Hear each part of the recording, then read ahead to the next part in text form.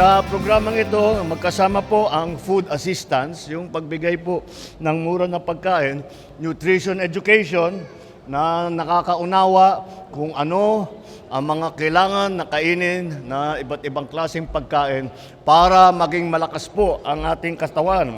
Palagay ko, pagkatapos ng taon, makikita natin mas bababa pa. Dahan-dahan po na natutupad po ang pangarap po ng inyong Pangulo, ang pangarap po ng lahat ng Pilipino na wala nang ginugutom na pamilya dito sa atin.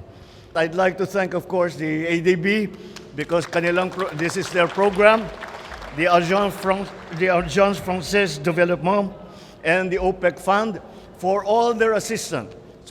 For what they have done here. Ito po ay programa nila, dinala nila sa atin at tayo naman inadapt po natin. Kaya magpapasalamat. Kaya pagka dumaan po kayo dito sa ating mga kaibigan, pasalamatan naman ninyo. Kaya patuloy natin ang ating pagbigay ng tulong sa ating mga kababayan na nangangailangan ng tulong. Kaya inaayos po natin lahat ng impormasyon para wala naman sa ating mga kababayan ng kailangan ng tulong na hindi natin natutulungan. Mahilig lang ako sa gulay, masustansya, yung mga prutas, yung manok baboy, bigas. Importante sa amin bigas. Si Presidente po, tuloy-tuloy lang po ang laban niya para matulungan ang mahihirap.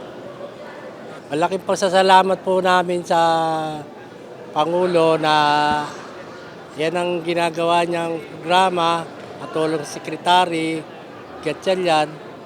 Malaking bagay po sa mahihirap po yun.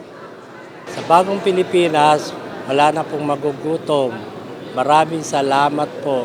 Nakakatulong din naman po kasi ano naman po na nakakabawas din po sa mga gastusin. Tsaka sa sobrang mahal po ng pamimili ngayon, yung mga bilihin. Nakakamenos na rin po sa mga gastusin.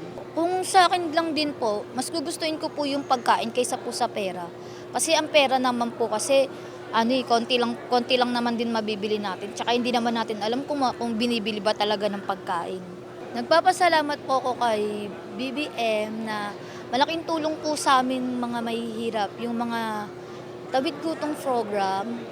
Na isa po ako sa beneficiary ng Tawid Gutom program ng DSWD.